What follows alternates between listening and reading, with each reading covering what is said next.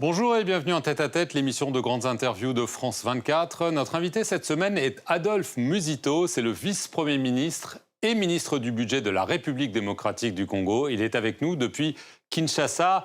Monsieur le vice-premier ministre, merci. Merci. Merci beaucoup. Alors, il y a un mois, Donald Trump présidait en grande pompe à Washington la signature d'un accord de paix historique entre Félix Tshisekedi et Paul Kagame.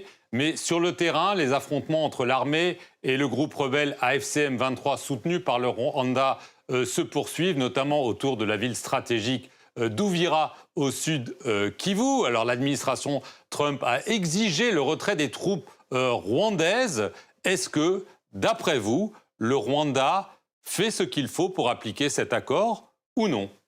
Et jusque-là, le Rwanda ne fait pas ce qu'il faut pour appliquer cet accord. Nous ne sommes pas naïfs. Le président de la République, Tshisekedi, a voulu montrer à la communauté internationale la volonté de la République démocratique du Congo de finir avec cette guerre. Il a beaucoup voyagé. Et lui, il a opté pour la voie diplomatique. Nous ne sommes pas naïfs. Et si le Rwanda veut la guerre, ils vont l'obtenir. C'est ce qui fait d'ailleurs que son gouvernement, le gouvernement que dirige Jonathan Soumila, s'est préparé. Nous avons un budget qui finance la guerre pour les 5 prochaines années. Nous avons mis de côté et nous avons prévu 5 milliards de dollars pour financer la guerre et nous pensons pouvoir être en mesure de continuer à défendre notre patrie en mettant en mouvement les moyens financiers dont nous disposons pour engager la guerre avec les Rwandais. Si les Rwandais ne veulent pas cette paix, comme on dit, qui veut la guerre qui veut la paix prépare la guerre.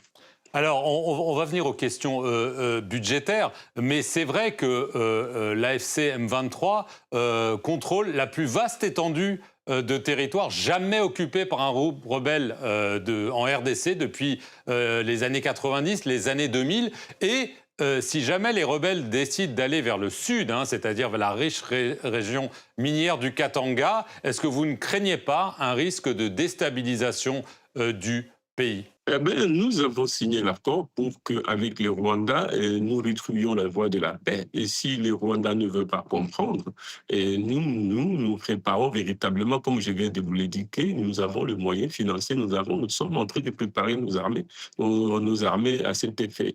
Donc, les Rwandais obtiendra ce qu'il voudra de la part de notre pays. Alors, il y a eu évidemment cet accord de paix, qui visiblement semble aller nulle part, mais il y a eu aussi un accord sur les minerais. Il y a eu plusieurs accords. Il y a eu un accord entre Washington, le Rwanda et la RDC, et il y a eu un accord entre la RDC et Washington et les États-Unis, l'administration Trump, pour savoir exactement comment les minerais, les terres rares seront exploités. Et il y a beaucoup de mystères autour. Pourquoi ne pas dire ce qu'il y a dans cet accord? Pourquoi ne pas le rendre public? L'accord jusqu'ici reste au niveau de principe. Bientôt, évidemment, nous sommes mis d'accord avec les Américains pour que nous puissions identifier les projets et pour lesquels nous allons mobiliser les ressources nécessaires de la part des partenaires étrangers, c'est-à-dire des Américains. Et là-dessus, nous y travaillons pour identifier les priorités. Et je pense que bientôt, ça va être publié.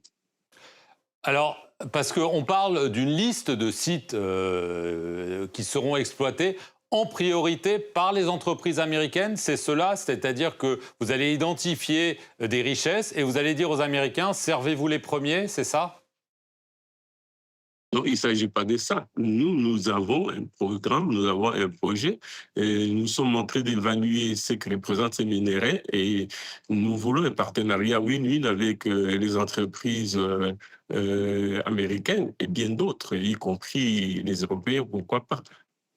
Mais quand on voit Donald Trump, par exemple, au Venezuela, il affirme très clairement, sans se cacher, que ce qu'il veut, c'est les richesses du Venezuela, à savoir le pétrole. On peut donc imaginer qu'avec la RDC, il veut les richesses et pas forcément un partenariat win-win, un partenariat win, mais pour lui seulement. Non, mais les Américains ne peuvent pas décider de ce qu'ils veulent. C'est nous, ensemble avec, qui allons décider quels sont les projets qui les intéressent, quels sont les projets qui nous intéressent. Le reste, ça va être win-win, bien entendu.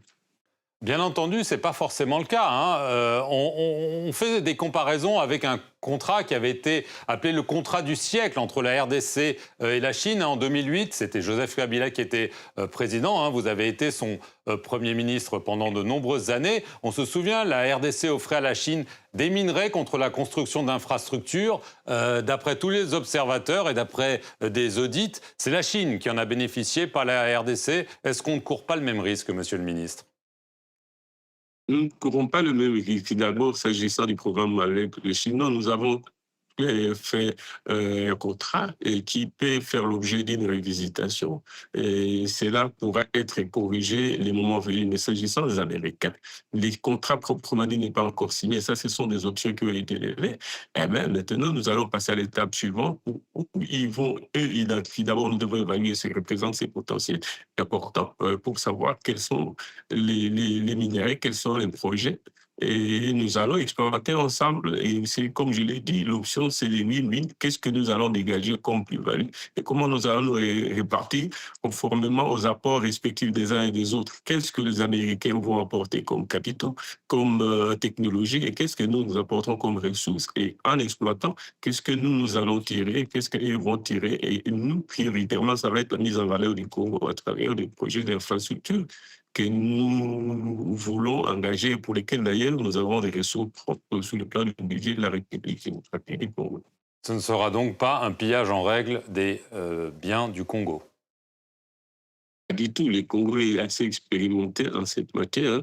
Dans la signature du contrat, nous allons profiter de notre expérience avec les Chinois pour que sur cette base, nous puissions bien modeler les projets qu'on a avec les Américains dans l'exploitation de nos richesses. Alors, vous êtes donc ministre du budget, on a déjà un peu évoqué le budget. Un budget a été voté, hein, qui est passé à 17 milliards de dollars, hein, donc une augmentation assez importante. Comment est-ce que vous financez ça? C'est plus ou moins 22 milliards de dollars budget total, dont 13 milliards représentent les ressources internes, les ressources propres du gouvernement. Et le reste, c'est des appuis budgétaires, budget annexe. C'est ce que nous attendons de la communauté internationale, autour de 8-9 milliards de dollars. Donc, les 13 milliards, une partie des gros. Si nous finançons les fonctionnements de l'État, les salaires avec 10 milliards, 3 milliards, ça va être investi, une partie mise de côté pour financer la guerre, c'est-à-dire ce que nous voyons comme salaire militaire pour équipement de l'armée, etc., ainsi que les munitions. Et puis, 1 milliard pour améliorer les salaires des fonctionnaires, des médecins, enseignants et autres. Et puis, l'autre milliard sera consacré aux infrastructures. Sur les 5 prochaines années, nous prévoyons uniquement pour les infrastructures plus ou moins 17-18 milliards de dollars que nous consacrons au financement de la construction de routes et la construction des chemins de fer, etc. Et voilà, les Congo, plus ou moins, peut quand même s'autosuffire désormais pour ce qui est du financement des infrastructures. Mais cela ne nous empêche pas de recourir au financement extérieur parce que nous sommes éligibles à un endettement extérieur. Nous pouvons facilement mobiliser sur le marché financier désormais 30 milliards de dollars, sans compter évidemment le programme qu'on a avec Donc il y aura de la dette. Pourra... C'est la dette qui va financer toutes ces hausses que vous promettez. Non, subsidiairement, mais principalement, nous avons désormais une capacité d'autofinancement. Nous avons aujourd'hui un PIB qui approche, si vous voulez, 110 milliards de dollars. Nous avons une pression fiscale autour des 13-14% qui va aller vers 17%, qui est largement en deçà de la moyenne africaine, ce qui nous permettra de dégager de quoi financer les infrastructures désormais et financer la guerre. Déjà, sur les 5 prochaines années, nous pouvons dégager 5 milliards pour financer la guerre si Kagame ne veut pas de la paix que nous préconisons, épuisant tout ce qu'il dit, ainsi que ce Premier ministre se bat beaucoup sur le plan international pour que diplomatiquement nous puissions résoudre cette question de l'Est. Nous sommes ouverts à l'exploitation des richesses du Congo. Et le président de ce qu'il dit, nous ne voyons pas pourquoi les Rwandais ne pourraient pas participer à l'exploitation des richesses du Congo, mais en respectant les apports des uns et des autres et en respectant la souveraineté du Congo. C'est une opération win-win. Nous le faisons avec les Américains, pourquoi pas avec un pays africain qui est le Rwanda. Et voilà, donc c'est du win-win. Voilà. Si c'est nécessaire que le Rwanda sait qu'il faisait, qu'il obtenait par la rapide, par la fraude, il peut l'obtenir dans le cadre de cet accord que nous avons parrainé les Américains. Ce serait tant mieux. Rapidement, je le disais, plus tôt, vous, de 2008 à 2012, vous avez été le Premier ministre d'un certain Joseph Kabila. Le 25 août dernier, le ministère public a requis contre lui la peine de mort pour crime de guerre et trahison en raison de ses liens présumés avec les rebelles de la FCM 23 et du Rwanda. Est-ce que vous considérez que Joseph Kabila est un ennemi de la RDC? Il n'est pas un ennemi de la RDC. Mais enfin, disons que moi, j'ai interdit de commenter une décision de justice. Nous sommes un pays en guerre. C'est la justice militaire qui s'est prononcée là-dessus. Je m'interdis tout commentaire. Et s'il est arrêté, il doit être exécuté? Ben, connaissant Tshisekedi, je ne le vois pas faire cela, mais je vous dis que je ne veux pas je ne veux pas me mêler des questions de justice. Je m'interdis tout commentaire à ces propos.